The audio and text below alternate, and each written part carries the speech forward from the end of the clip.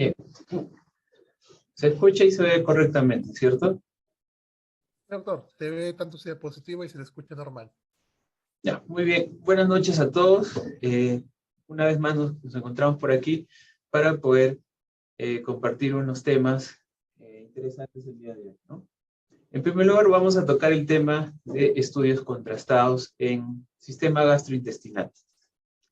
A modo introductorio, quería mencionarles nada más que esta categoría de estudios de imagen tendría que ser como la evolución de, si lo vemos desde ese punto de vista, la radiografía convencional.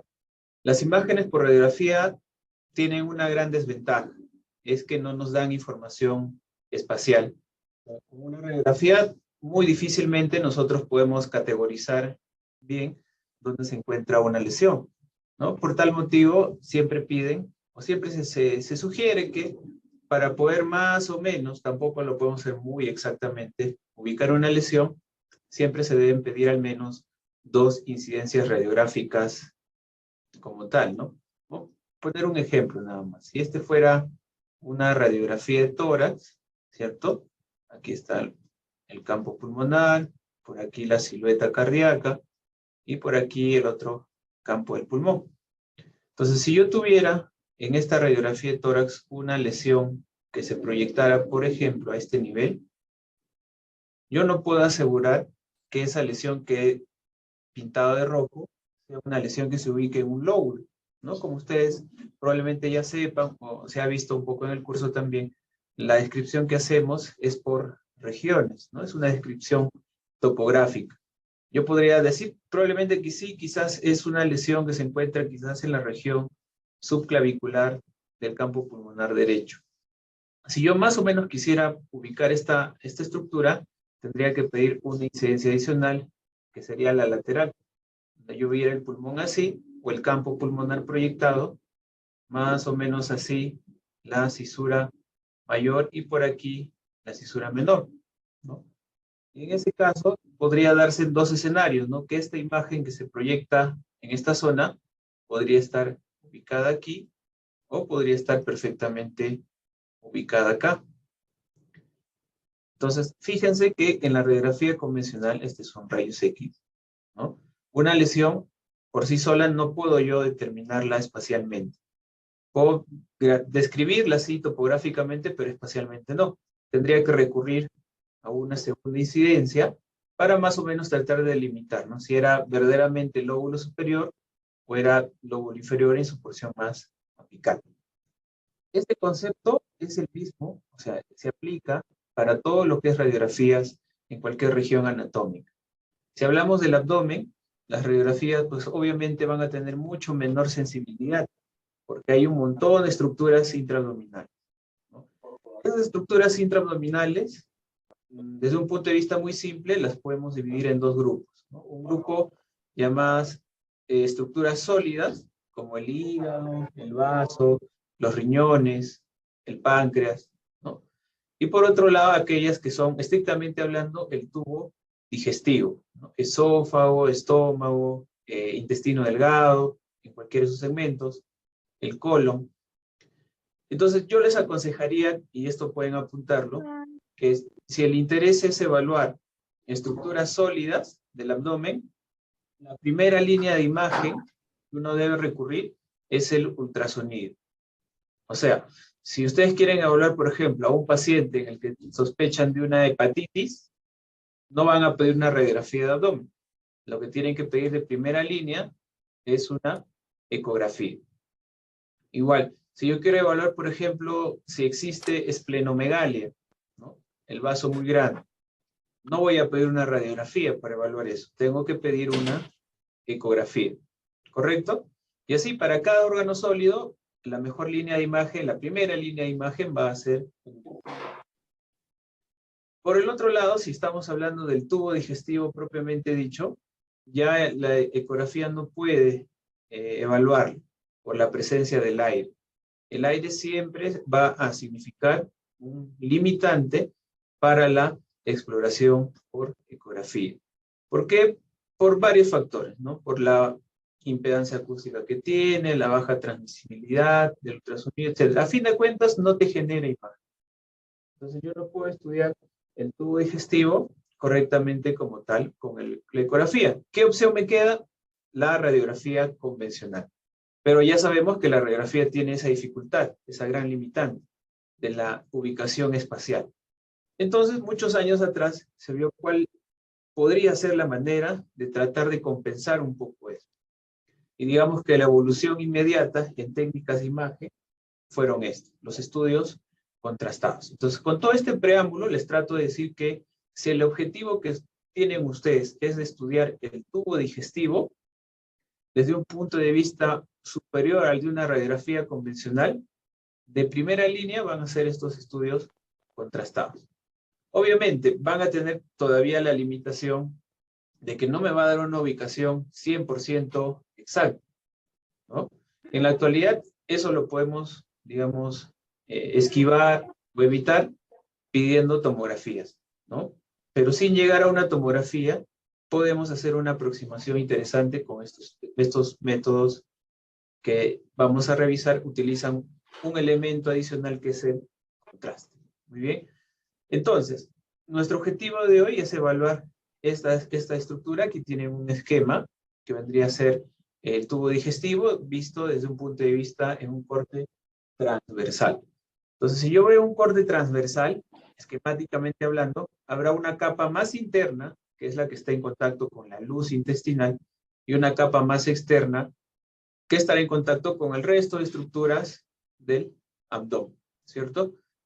Como saben ustedes, los intestinos no son elementos que están libres, ¿no?, en el abdomen, sino están fijos a través de una región que se denomina mesenterio, ¿cierto? Vendría a ser el elemento de fijación y de sostén sobre el cual todas las asas intestinales las vamos a evaluar. Aquí tienen a la derecha, la que estoy señalando ahora, un esquema mucho más simplificado de esto. ¿Por qué? Porque lamentablemente por las técnicas radiográficas yo no puedo caracterizar o estratificar la pared del tubo digestivo. Yo puedo evaluarlo prácticamente solo la parte interna, es decir, la mucosa que está en contacto con la luz. Pero en realidad, cuando uno evalúa estudios contrastados, lo que hacemos es un análisis, por decir, inferencial o indirecto, de los cambios que puede tener esta luz del tubo digestivo como consecuencia de patologías que pueden afectar la pared del mismo tubo que estamos evaluando. ¿Ok? Entonces siempre es un análisis indirecto. ¿Correcto? Sencillo, ¿no? Entonces, avanzamos. A ver, chicos, 30 segundos, ¿no?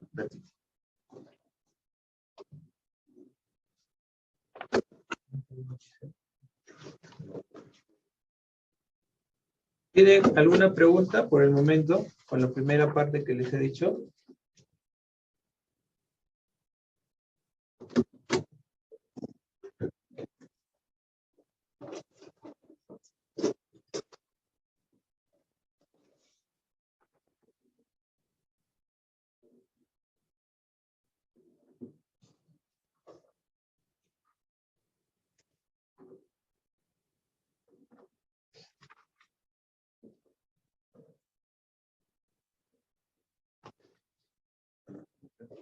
Ok, chicos, si no hay preguntas, entonces continuamos. Esto es la asistencia. Bien, entonces, ya les mencioné que esta evolución en la técnica radiográfica se da gracias al uso de un contraste, ¿sí? El concepto de contraste lo vamos a definir muy simple, ¿no? Como un elemento radiopaco que me va a permitir graficar más o menos los cambios que va a tener esa luz del tubo digestivo. Entonces, aquí tienen una fotografía de los dos tipos de contraste oral, ¿no?, que utilizamos en la práctica diaria, ¿no? En la mano izquierda, la estoy señalando, es el contraste a base de bario, ¿no? Sulfato de bario, para ser exactos. Viene en presentación en sobres, viene así en frascos, es un polvo blanco, parece esas leches que se preparan instantáneas para los bebés, para los pacientes adultos mayores, ¿cierto? Que se mezclan con agua exactamente igual. Utilizamos esta suspensión y la mezclamos o la diluimos en agua.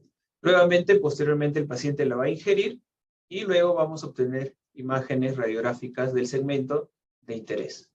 En la mano derecha tenemos otro tipo de contraste, ya es un contraste líquido, como pueden ver aquí. El nombre comercial más conocido es el iopamidol, que es un contraste radiológico no iónico a base de yodo, ¿no? El primero es a base de bario, el segundo es a base de yodo. ¿Sí? Pregunta de examen, por si acaso. Entonces, ¿qué diferencias vamos a tener? ¿Por qué existen estos dos y por qué se utilizan? Cada uno tiene indicación. ¿Okay? Por ejemplo, el primero lo vamos a utilizar prácticamente como el medio de contraste de rutina para evaluación del tubo digestivo. Tiene muy buena absorción de los rayos X, por ende los estudios salen con un detalle de color, ¿no? Muy bueno, o sea, grafica muy bien las estructuras del tubo digestivo. Lo malo es que es un elemento iónico, o sea, denso. Por ende, si lo dejáramos libre en la cavidad peritoneal, existe la posibilidad de desencadenar una peritonitis química. Por ende, siempre que ustedes sospechen de cualquier, por ejemplo, defecto en la pared del tubo digestivo, úlceras perforadas, dehiscencia de alguna anastomosis postquirúrgica, perforación, fístulas, no se puede utilizar el contraste a base de bario. ¿Por qué? Porque es irritante. Está contraindicado. La alternativa es esta, el yodo. El yodo no va a tener ese efecto porque es hidrosoluble. Entonces, así se libera en la cavidad. Con el tiempo, se va a reabsorber sin generar ninguna repercusión negativa en el paciente. Lógicamente, como es de menor densidad, la atenuación que va a generar y por ende la calidad de la imagen, el detalle que vamos a obtener con el yodo, no es tan bueno. O sea, no es pésima tampoco. Digamos, si yo le pusiera un puntaje a la calidad de imágenes con el bario de 10, con el yodo tendríamos una calidad de imagen entre 6 a 7 puntos. Tampoco es tan mal. Obviamente hay diferencia, ¿no? Lo segundo, el sulfato de bario obviamente también va a ser un irritante de la vía aérea. Por ende, si hay sospecha de aspiración o hay riesgo de aspiración, por ejemplo, algunos pacientes que están postrados, pacientes con alteraciones del estado de conciencia, paciente pediátrico, que obviamente no va a obedecer órdenes, no está indicado tampoco el sulfato de bario. También va a ser la alternativa el contraste a base de yodo. ¿Correcto? Muy bien, entonces, desde el punto de vista simple, siempre que tengamos sospecha de perforación del tubo digestivo o riesgo de aspiración, la opción que vamos a tener es el contraste hidrosoluble a base de yodo. Muy bien, continuamos. Entonces, les voy a explicar brevemente las características o los términos, mejor dicho, por decirlo así, semiológicos, para la descripción de las imágenes que vamos a ver con esta técnica, ¿no? Entonces, si tenemos, por ejemplo, ahí el tubo digestivo, ya hemos visto cuál es la luz intestinal, ¿no? Lo que está representado en negro. Lo que está en un naranja más o menos indentado es la representación de la capa más interna, es decir, la mucosa, ¿no? Y todo lo que está en un naranja pálido es el grosor de la pared. Si a este elemento del tubo digestivo yo añado el contraste que hemos revisado, cualquiera de ellos, ¿no? Que va a ser un elemento radiopaco, el resultado que voy a obtener es este. Voy a reemplazar todo este espacio de aire con un elemento radiopaco. De tal manera que cuando yo tenga este intestino ya con el contenido radiopaco, aplique rayos X, no voy a ver la pared, porque ya hemos dicho que la pared no la vamos a visualizar, es radiolúcida, voy a obtener solo una gráfica de la luz. ¿Y esto cómo se representa en las radiografías? De esta manera.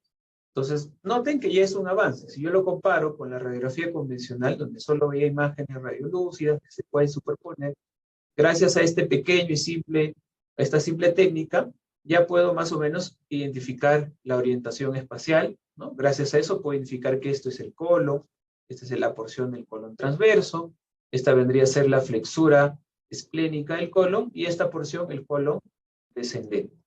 ¿Correcto? Entonces ya es un avance importante, ¿no? Es un avance significativo. Cuando yo reemplazo toda la luz del intestino por el contraste, es decir, elimino todo el aire que hay dentro, esta técnica se llama estudio contrastado a relleno total o llamado también estudio contrastado, entre comillas, simple. ¿no? Porque solo estamos aplicando un contraste y reemplazando todo el componente aéreo. Muy bien, continuamos. Siguiente escenario, ¿no? Ya vamos a un poco la patología. Entonces tenía mi tubo digestivo ahí, perfecto, hasta ahí estamos. Supongamos que aparece una lesión dependiente de la pared que se proyecta hacia la luz del tubo digestivo, ¿no? Más o menos en este sentido. Puede ser cualquier tipo de lesión, chicos, ¿ah? Imagínense si quieren ustedes un pólipo, un tumor, un quiste, lo que fuera. No interesa aquí. Vamos al concepto. Está proyectándose hacia la luz del tubo digestivo. Entonces yo al aplicar mi contraste radiopaco voy a obtener esto. Y cuando yo aplique rayos X voy a visualizar algo así. Entre comillas, esa proyección de ese crecimiento dependiente de la pared le ha quitado luz al tubo digestivo. Y por ende le ha quitado también radiopacidad a ese gráfico que estamos obteniendo. Y entonces entramos a la primera categoría de descriptores en estos estudios, las denominadas imágenes por sustracción. ¿Por qué sustracción? Porque, entre comillas, le quitan luz al tubo digestivo. Y esto se representa, vean, como por ejemplo aquí, en esta porción del colon sigmoides, viene aquí un giro, y se observa aquí un defecto de llenado, ¿cierto? Una imagen por sustracción. Le está quitando luz a este segmento del colon sigmoides, a esta región. ¿Qué es lo que le está quitando luz? No puedo deducir. Esa es otra de las deficiencias que tienen estas técnicas. O sea, me permitía identificar y me permite identificar lesiones, pero no tiene la suficiente sensibilidad para poder caracterizarlas al 100%, ¿no? Pero ya más o menos me da una orientación de qué puede estar pasando y dónde está el epicentro de la lesión en este paciente. Vayamos a otro ejemplo. Tenemos la misma lesión que es dependiente de la pared, pero ya se proyecta hacia la parte externa. Si solo se quedara en este escenario, yo aplicar el contraste radiopaco, simplemente esta lesión sería indetectable. ¿Por qué? Porque no existe ningún tipo de repercusión a nivel de la luz. Pero si esta lesión presentara una comunicación con este espacio aéreo, más o menos tendría esto, ¿no? Una proyección así. El aire entraría también a esa nueva cavidad que se está generando, ¿no? Y que es a su vez dependiente de la pared. Si aplicamos contraste, nuevamente vamos a ver que ese nuevo espacio que se ha creado se va a llenar también del contraste radiopaco. Y al aplicar rayos X, obtengo esta formación y entramos a la segunda categoría de descripción de lesiones, las llamadas imágenes por adición. ¿Por qué adición? Porque le está, entre comillas, sumando luz al tubo digestivo. ¿Cómo las vamos a identificar? Por ejemplo, aquí vemos, es una parte de un estudio contrastado superior. Tenemos la porción proximal del fondo gástrico y vean aquí este aumento, ¿no? O esta adición de luz a la porción del fondo gástrico, ¿no? De una porción más o menos acular. Este es el ejemplo de un divertículo, por ejemplo, gástrico, donde ya vemos que hay un aumento de la luz. Entonces, no se olviden, por favor, dos son los descriptores nuevos aquí, ¿no? Las imágenes por sustracción, como ven aquí en el ejemplo, y las imágenes por adición, ¿no? Uno le quita luz, otro le suma. Perfecto, muy bien. ¿Hasta ahí todo claro? Espero que sí. Si no hay preguntas, continuamos. Vamos al siguiente escenario. Tenemos otra vez el mismo tubo digestivo y ya sabemos que la rutina es aplicarle un contraste. Con el tiempo esto obviamente se hizo más rutinario, mucho más de mayor difusión, y con el tiempo, como ustedes saben, todo empieza a tener variantes, ¿sí? La variante que aquí se diseñó fue la siguiente. ¿Qué pasaría si yo aplicara más de un contraste a ese tubo digestivo?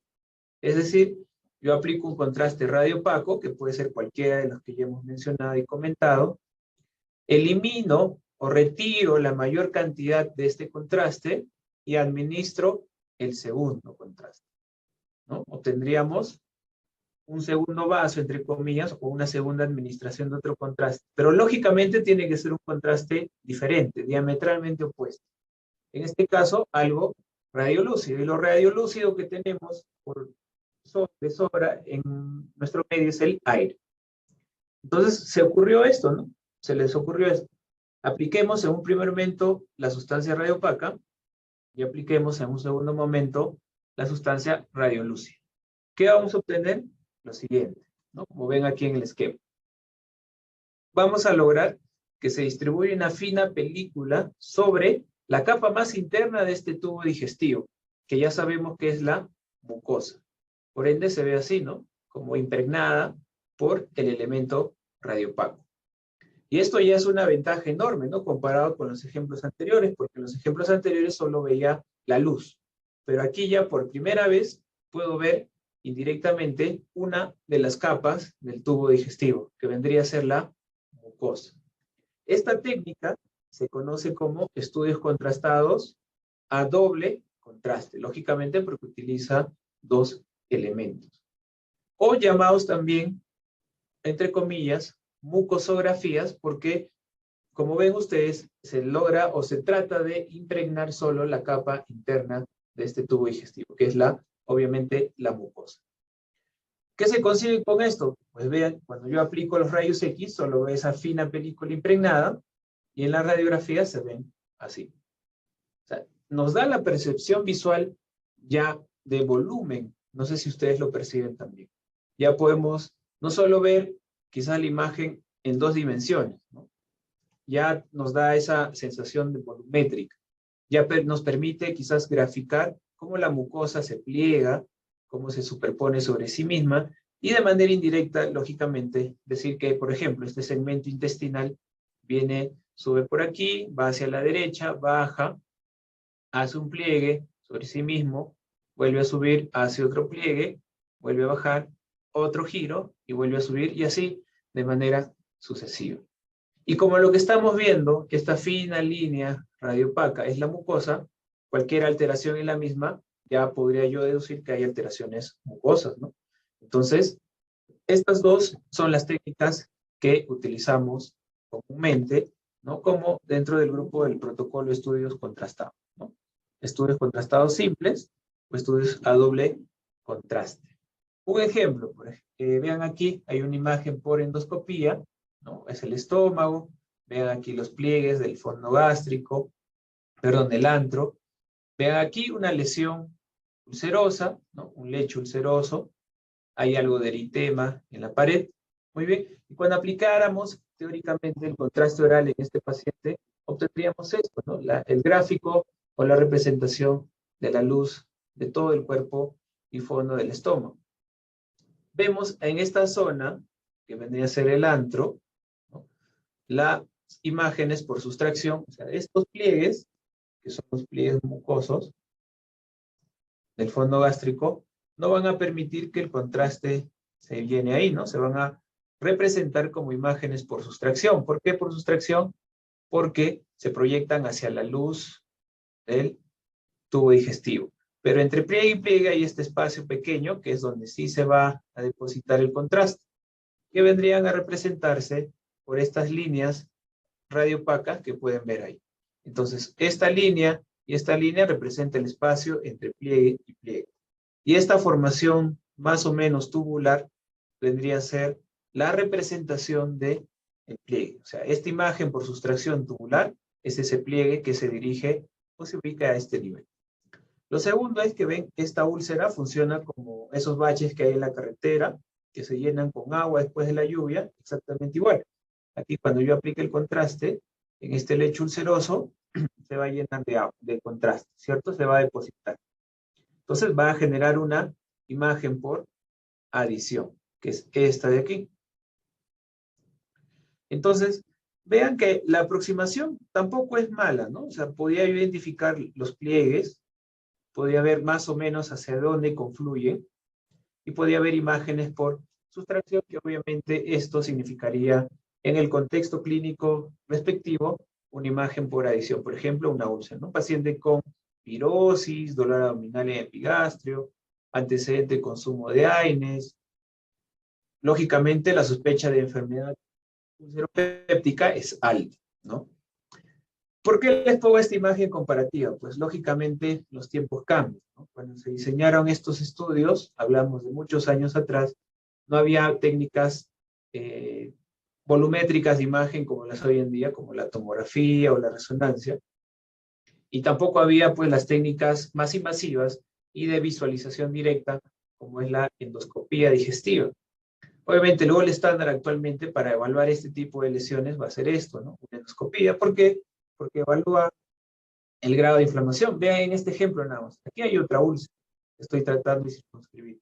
Pero es una úlcera mucho más superficial, ¿cierto? Que radiológicamente no tiene traducción. Entonces, vean que este método, por más interesante que se podía ver, tampoco era un método muy sensible. Entonces, en la actualidad hay técnicas mucho mejores para evaluar cualquier patología del tubo digestivo. Entonces, de tal manera, de todas las técnicas que se pueden haber desarrollado en su tiempo de este tipo de estudios, son muy pocas las que han quedado en la actualidad y son las que vamos a revisar el día de hoy. ¿Ok? Muy bien. ¿Hasta aquí alguna duda, chicos? ¿Todo claro? Para poder ya entrar de frente en el tema que nos compete. Porque esta es la base. Todo claro. Muy bien. Entonces, si todo está claro, podemos proseguir. Ya habiendo revisado las categorías de descripción de imagen, ya habiendo visto más o menos las ventajas que tiene respecto a una radiografía, cuál tendría que ser el análisis que podemos hacer, vamos a revisar los 4 estudios contrastados digestivos que quedan en la actualidad con indicación, ¿no? El primero de ellos vendría a ser el esofagograma. O sea, si me interesa es graficar o pintar todo lo que es esófago, pues la voy a denominar esofagograma.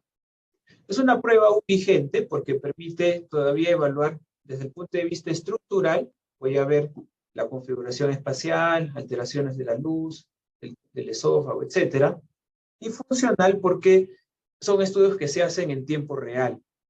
O sea, yo puedo administrar el contraste y al mismo tiempo, gracias al fluoroscopio, visualizar cómo ese contraste se va desplazando a lo largo del esófago y puedo ver cómo el esófago empieza a contraerse, es decir, ya estoy evaluando una parte funcional. Entonces, digamos que ese es el plus que tiene esta técnica, ¿no? Y le permite todavía ser vigente.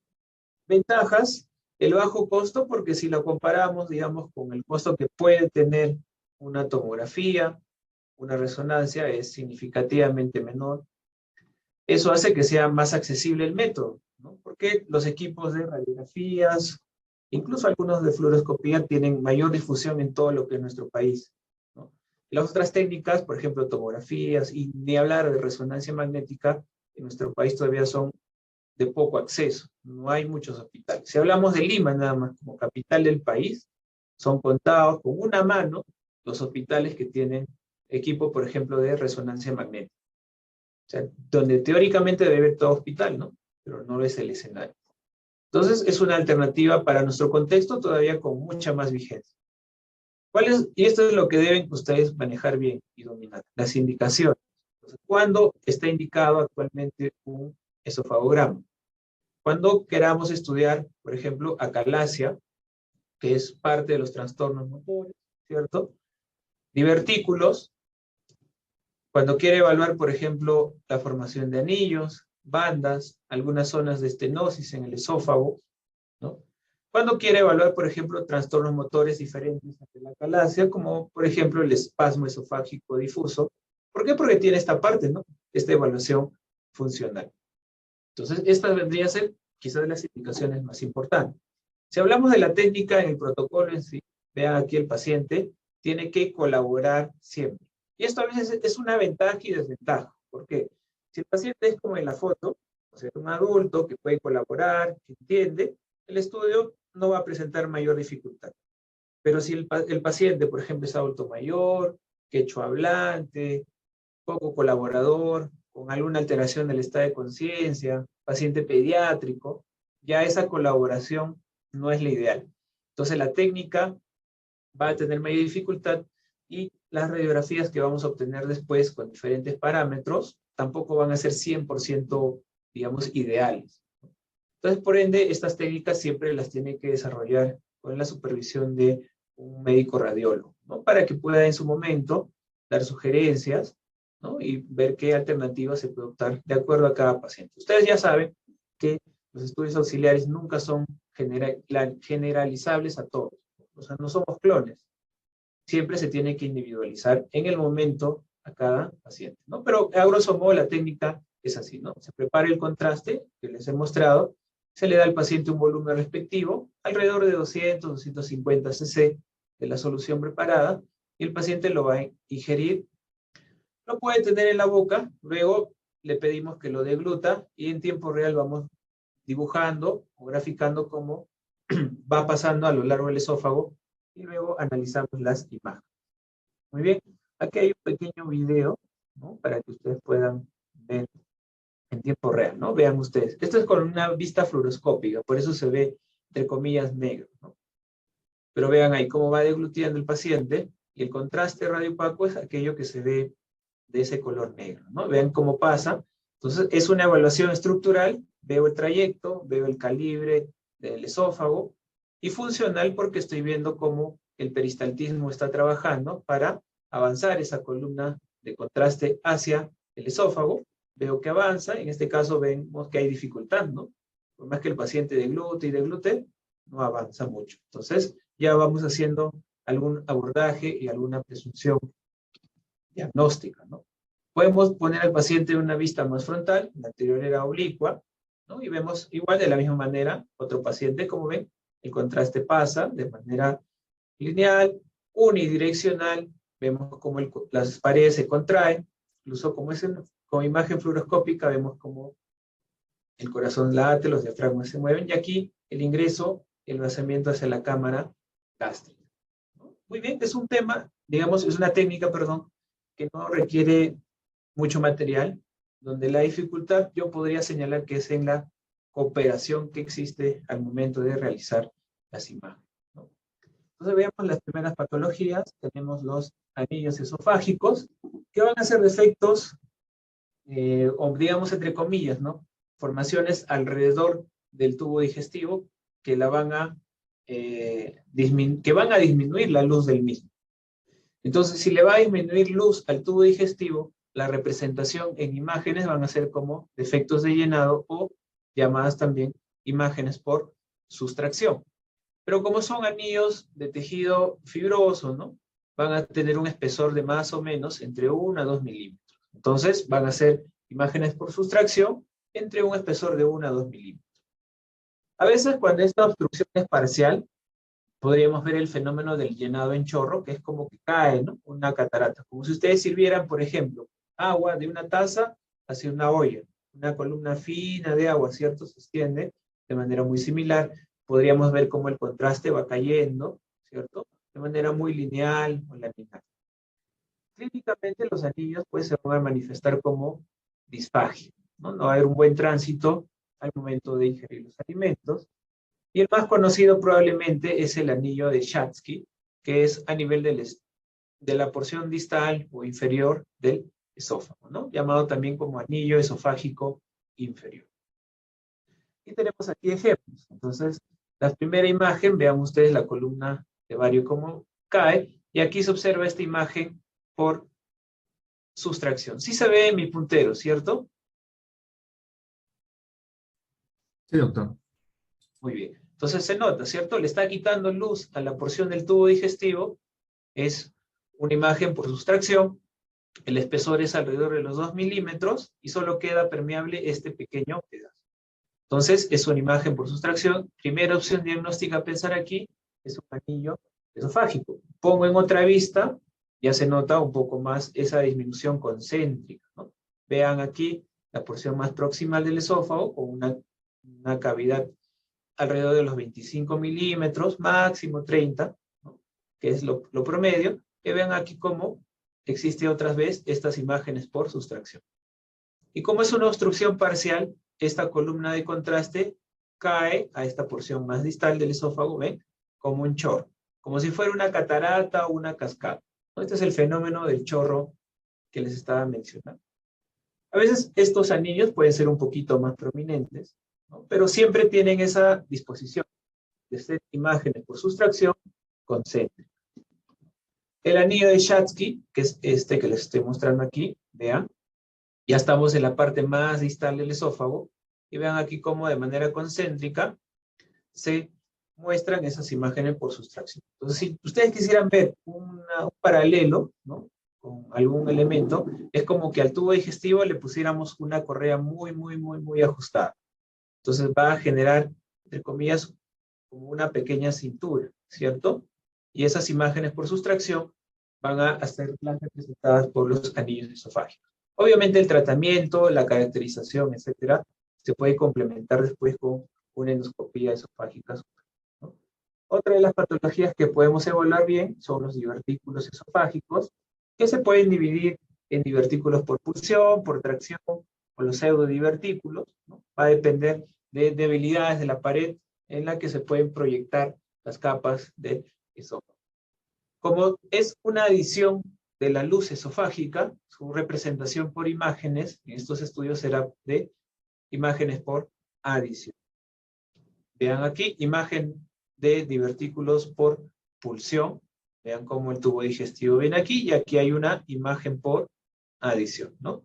La configuración espacial obviamente va a ser más o menos acular, va a presentar un cuello y una comunicación con la luz esofágica. Eso es vital.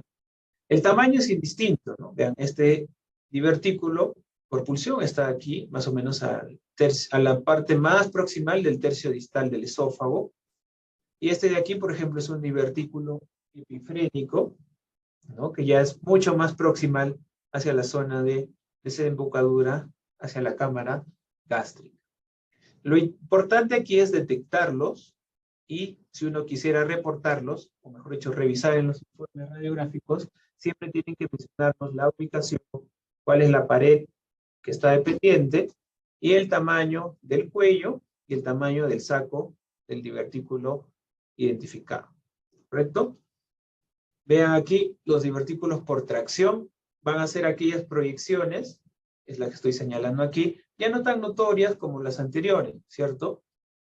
Pero se dan, por ejemplo, porque alrededor del mediastino, digamos, hay inflamación a nivel de ganglios, adenitis, que cicatrizan, forman tejido fibroso, y esto tracciona la pared externa del esófago. Y eso, entre comillas, como si jalara una carpa, proyecta un poco la luz del mismo segmento comprometido.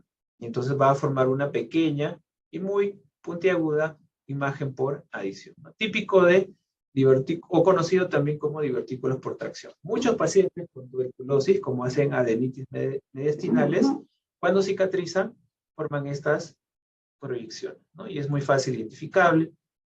Otro de los divertículos más conocidos, que es el divertículo de Zenker, vean aquí en el esquema, vendría a ser el de aquí, ¿cierto?, que es la protrusión de esas paredes, ¿no?, del esófago, a través de este triángulo, ¿no?, que es una zona anatómica donde hay una debilidad, ¿no?, llamado el triángulo de Killian.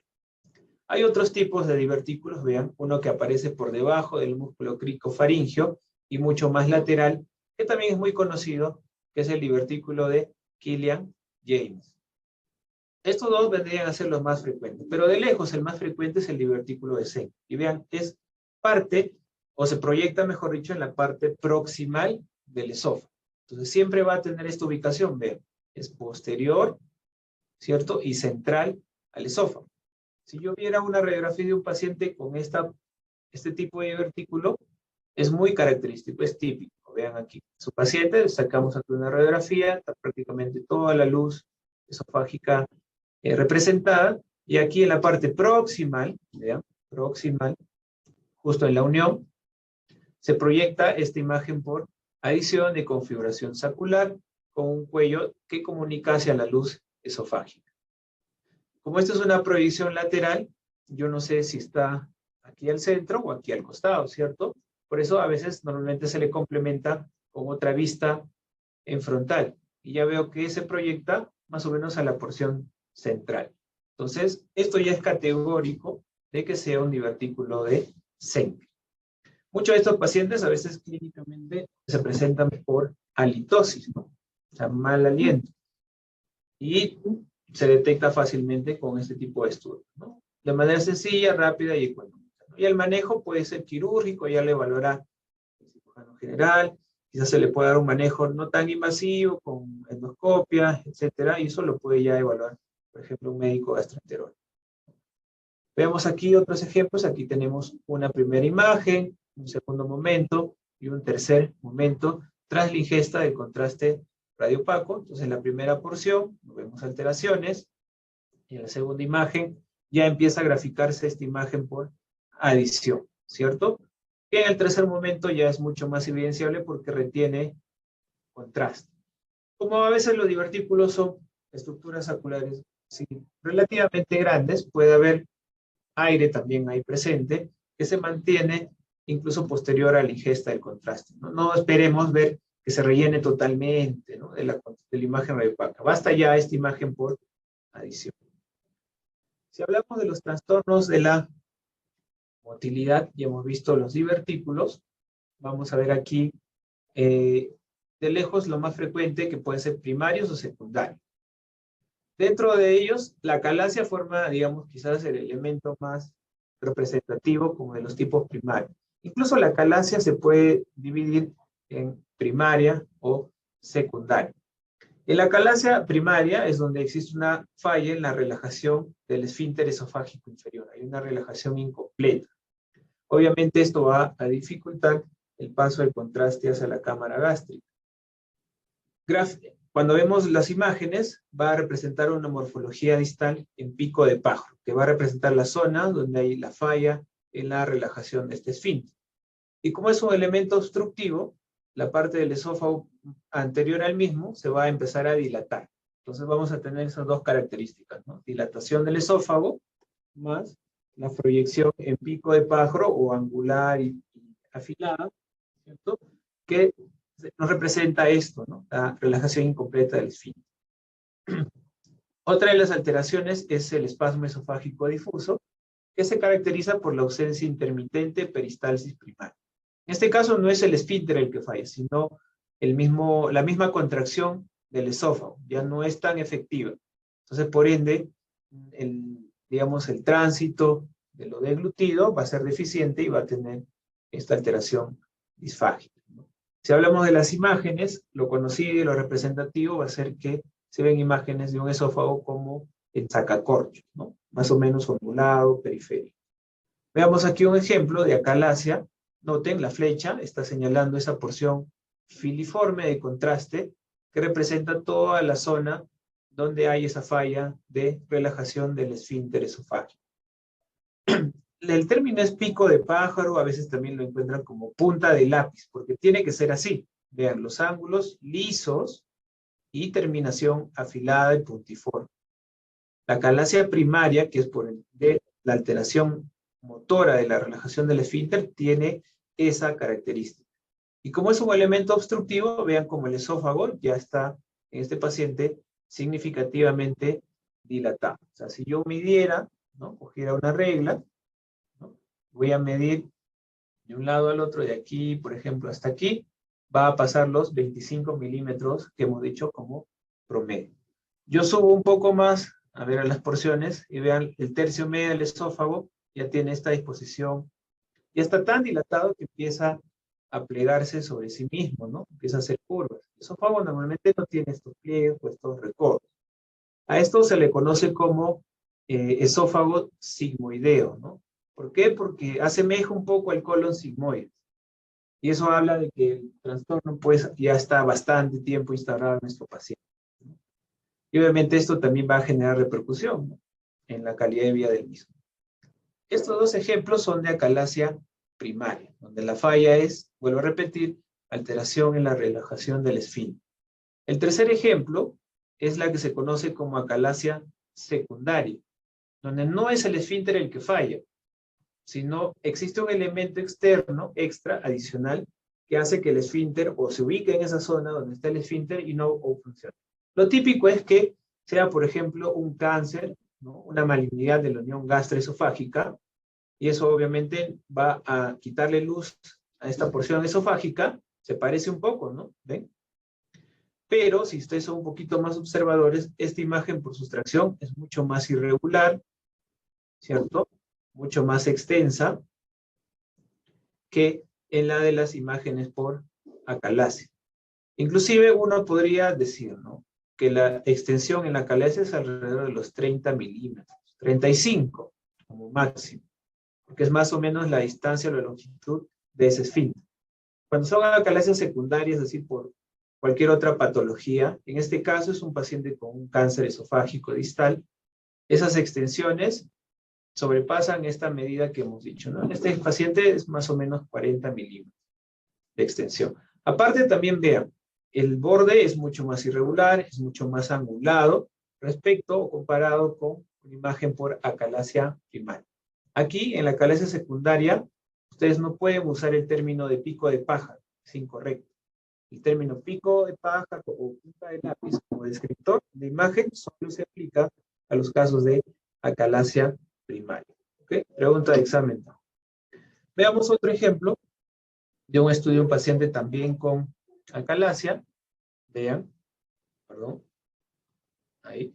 Le estamos sacando las radiografías con fluoroscopio, le decimos que deglute el contraste, pasa con la columna perfectamente, hay buena peristalsis, vean cómo avanza hacia el tercio medio rápidamente, sigue deglutiendo, sigue ingresando aire, sigue limpiándose esa parte, bajamos un poco, bajamos otra vez, y ya empezamos a notar aquí alteraciones, ¿cierto?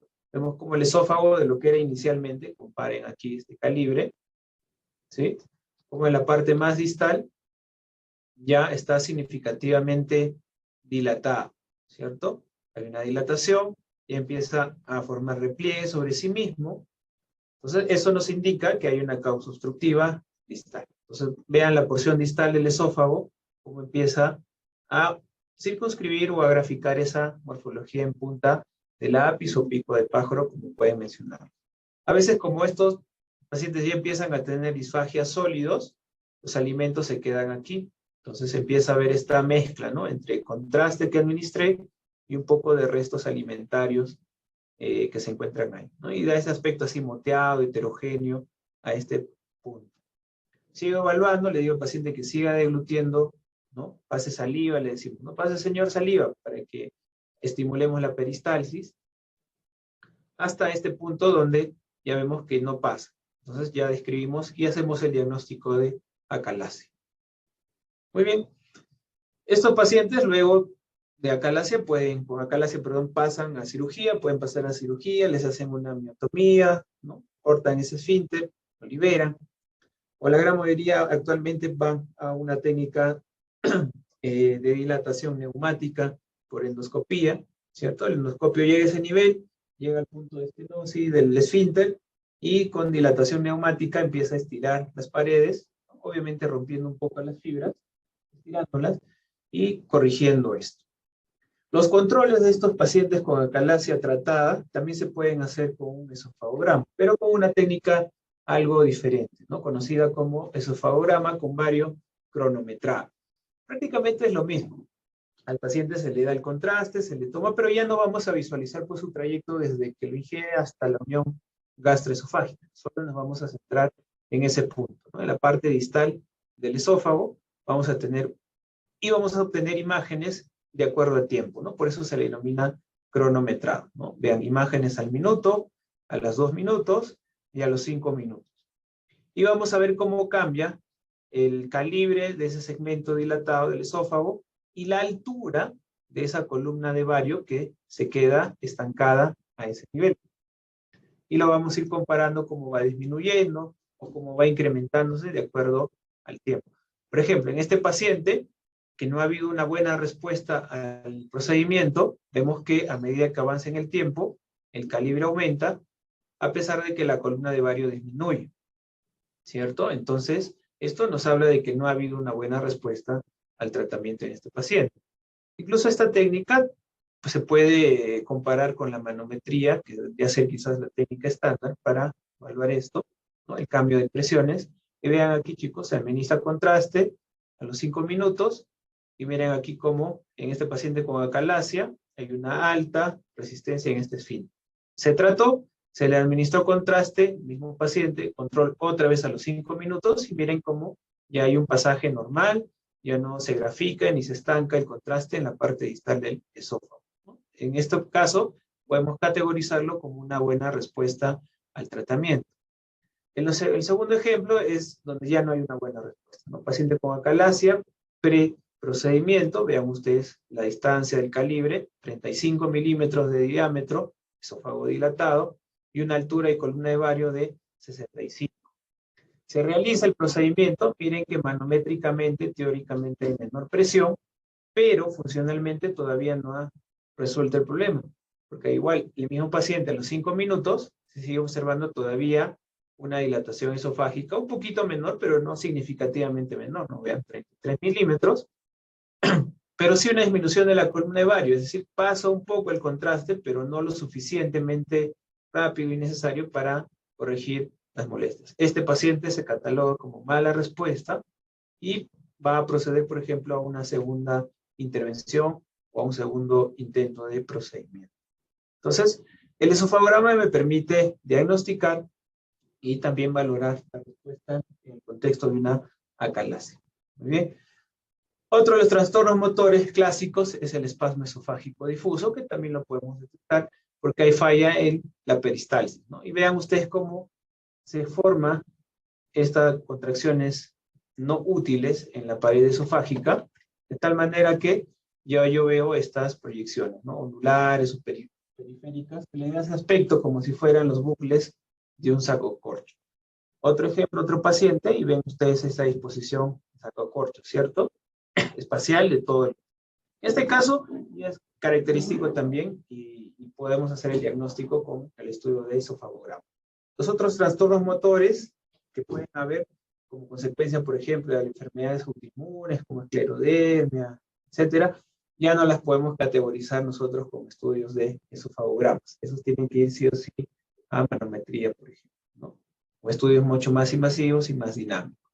Pero al menos que estos vendrían a ser los más frecuentes, sobre todo la acalasia, afortunadamente sí tenemos una aproximación interesante. Los trastornos inflamatorios, vean, las esofagitis, muestran buena sensibilidad en detectar sobre todo la esofagitis por reflujo, porque como es un estudio dinámico, como han visto en el video, yo puedo ver si el contraste del estómago retrocede hacia el esófago, que hablaría pues de reflujo. Y si yo veo cambios en la pared esofágica, podría indirectamente deducir que hay alteraciones por esofagitis por reflujo. Obviamente la categoría inflamatoria, el grado de inflamación, si presencia úlceras, etcétera, ya es mejor evaluarlo con una endoscopía. No, ya no se utiliza, por ejemplo, los esofagogramas para evaluar eso. Hay muchas causas de esofagitis, por ejemplo, por candidiasis, por citomegalovirus, por enfermedades como en este caso por reflujo, etcétera, que lo ideal es que se evalúen directamente por un estudio de endoscopía, ¿no? Pero si el objetivo solo fuera evaluar la presencia de reflujo, el esofagograma es una técnica que pueden ustedes considerar de utilidad. ¿Cuáles son las esofagitis que sí tienen, por ejemplo, aplicación todavía? Aquellas que se dan por un agente externo, las conocidas esofagitis y también las estenosis cáusticas, ¿no? Típico evento lamentable, ¿no? En pacientes pediátricos, porque obviamente ingieren a veces ácido muriático, lejía, ¿no? Elementos alcalinos o elementos ácidos que va a desencadenar esta inflamación.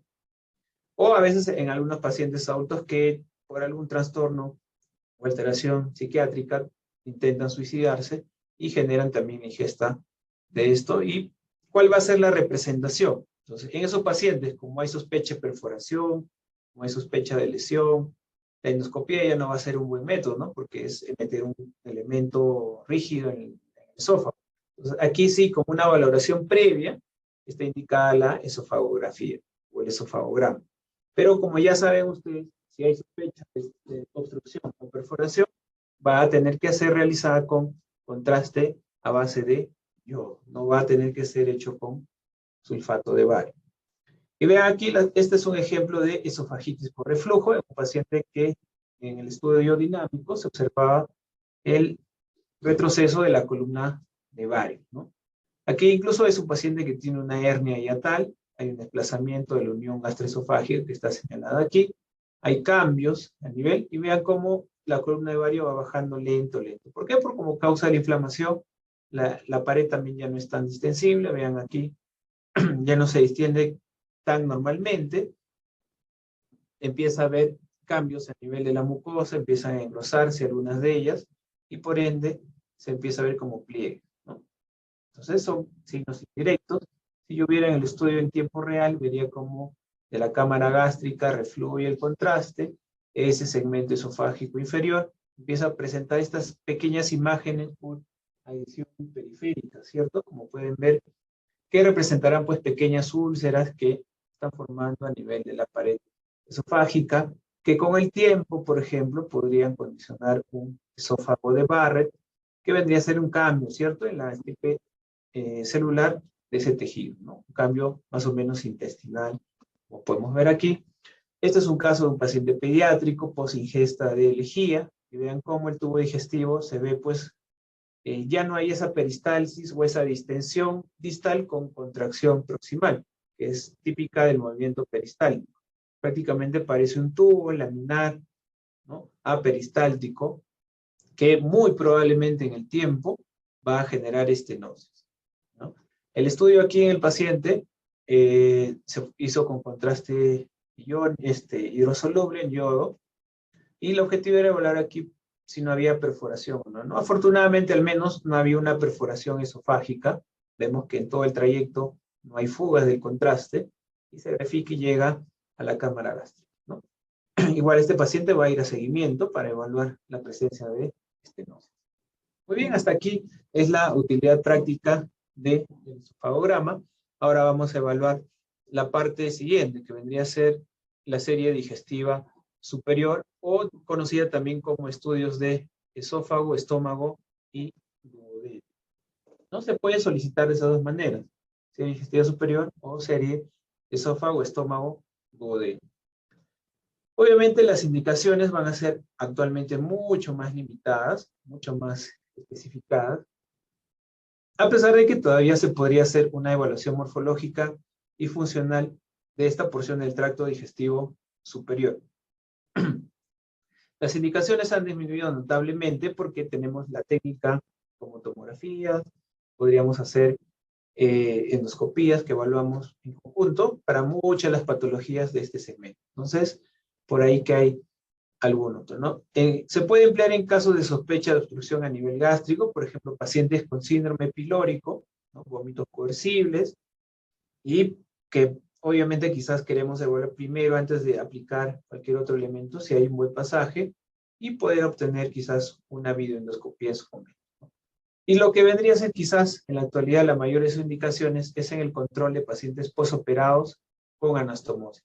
Por ejemplo, pacientes con que han sido operados por funduplicaturas por reflujo, aquellos pacientes que les han hecho gastrectomías, ya sea por el tema de pérdida de peso, pacientes obesos, ¿no?, o pacientes que hayan tenido resecciones gástricas por un tema oncológico probablemente, ¿no?, gastrectomías subtotales o totales, en aquellas que ese segmento intestinal se ha vuelto a juntar, o sea, hay zonas de anastomosis, y el cirujano quiere evaluar en el postoperatorio inmediato si no hay fuga o dehiscencia de esa anastomosis. Entonces, ahí, como lo ven, es prácticamente la mayor indicación actualmente, ¿no?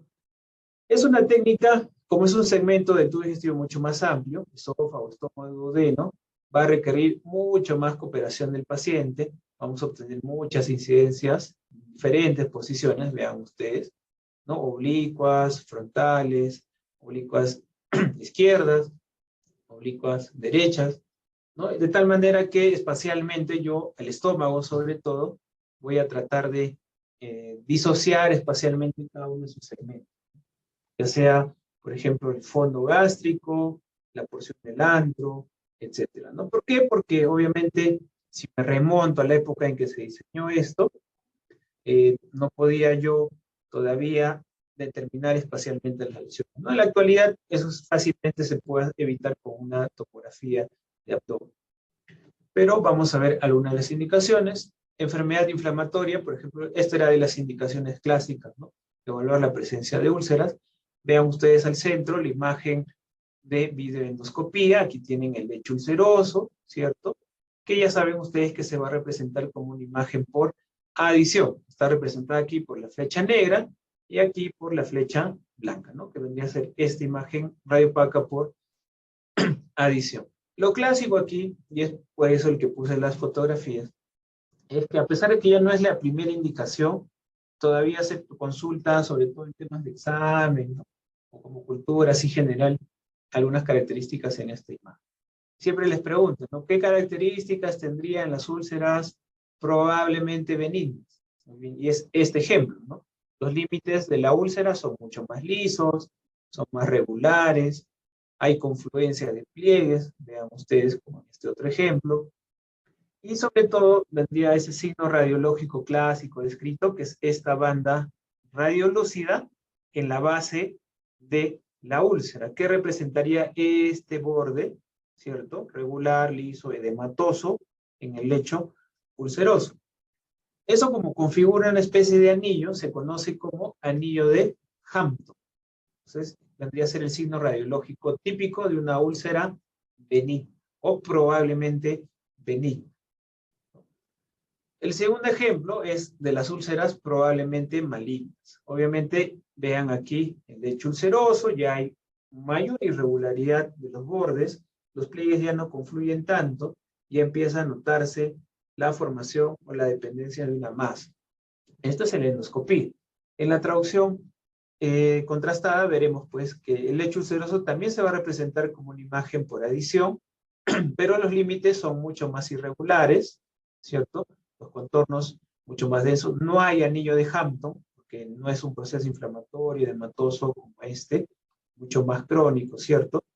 Y ya se empieza a proyectar, como ven aquí, en la circunscripción de mi puntero, o señaladas por las flechas blancas, como que se proyecta una imagen por sustracción hacia la luz del estómago. O sea, es una úlcera asociada a una masa, que vendría a ser esto. Poco caracterizable, ¿cierto? No se me va a ocurrir aquí a mí medir, pues, ¿no? Cuánto es la masa o asegurar las medidas. Esto ya en la actualidad no se hace, ¿cierto? Se ve la endoscopía, nadie pide un estudio contrastado, todos directamente van a un estudio tomográfico con contraste, ¿no? Para poder caracterizar el tumor a ese nivel. La patología neoplásica maligna, ya cuando, digamos, esta úlcera evolucionó hacia un tumor franco, ya vamos a ver pues alteraciones concéntricas de la luz del estómago, vean cómo se constriñe aquí, ya se hace mucho más tubular, mucho más irregular. Si yo evaluara en este otro paciente el fondo, el cuerpo y el antro, vean ustedes, ¿no? La morfología que adopta, esa irregularidad, ese aspecto más o menos moteado, irregular, espiculado que puede haber, ya pues definitivamente nos hace pensar que ahí existe una patología de la pared agresiva o maligna, ¿no? Las hernias hiatales sí se evalúan muy bien por estos métodos, ¿no? Contrastados, vendrían a ser todavía una de esas indicaciones vigentes, y lo común es categorizarle una de estas cuatro, ¿no? La primera, que es la hernia hiatal por deslizamiento, vean que es casi el 95% de este tipo de hernias hiatales. Es donde, digamos que el esófago jaló al estómago, se desplazó a nivel intratorácico, ¿no? Por ello se denomina hernia hiatal por deslizamiento o deslizante. El tipo 2, que vendría a ser también de los más frecuentes, es un tipo donde no se desplaza el estómago, sino alrededor del hiato, del diafragma, protruye un poco del fondo gástrico. Eso se conoce como hernia hiatal paraesofágica. Diferencia entre estas, como dice aquí en el texto, la ubicación de la unión gastroesofágica, ¿no? En la hernia hiatal por deslizamiento, esa unión se desplaza a nivel intratorácico, y en la hernia tipo 2 se mantiene ese nivel con una formación adicional paralela, ¿cierto? Las de tipo 3 y tipo 4 se parecen mucho, algunos autores solo clasifican como 3 tipos, pero es en la que hay una hernia paraesofágica, pero a su vez también hay salida del contenido adyacente, puede ser grasa omental, grasa mesentérica, alguna víscera adyacente que pueda haber, y protruye hacia la parte intratorácica, ¿no? Obviamente es mucho menos frecuente, es mucho más grave, y requerirá pues un abordaje quirúrgico diferente. Muy bien, veamos aquí fotografías de hernias hiatales. La primera es una hernia hiatal por deslizamiento. Vean, a nivel intratorácico aquí hay un diafragma, ¿cierto? Aquí está el otro. Aquí debería estar la unión gastroesofágica. Y miren cómo el fondo del estómago, ¿no? Y parte del cuerpo se ha deslizado hacia la parte intratorácica. Esto ya es categórico de una hernia hiatal tipo 1. El segundo ejemplo, vean, el fondo gástrico está a nivel intraabdominal, pero adyacente al mismo ha proyectado esta porción. Entonces, hablamos de una imagen por adición paraesofágica. Entonces, es una hernia hiatal de tipo 2. Muy bien.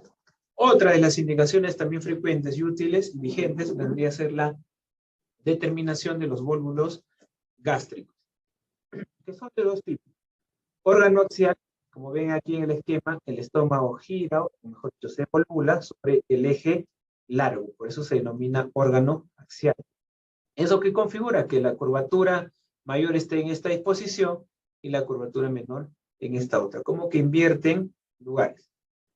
Y la imagen es característica, no hay mucha duda, ¿no? Vean, este esquema es prácticamente lo mismo que uno ve cuando obtiene las imágenes. Vean, el estómago como la curvatura mayor tiene esta disposición y la curvatura menor esta otra. Entonces hay un cambio, un vólvulo órgano axial.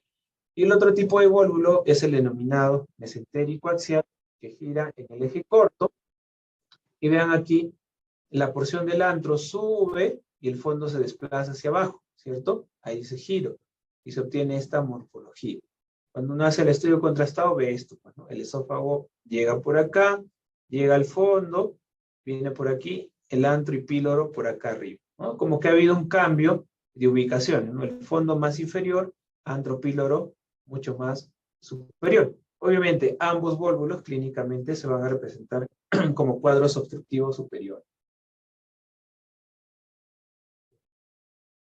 Muy bien. El estómago postoperado, que es lo que les decía de lejos la indicación más frecuente. Este es el primer escenario, es un paciente al que se le hizo una resección subtotal del estómago con una anastomosis. Y vean aquí, esta es la zona de la anastomosis, del intestino con la porción remanente del estómago. Y aquí nos centramos aquí, es puntual el análisis. Ver si aquí hay fuga del contraste o no. Y aquí vemos que hay un buen pasaje a través de la anastomosis.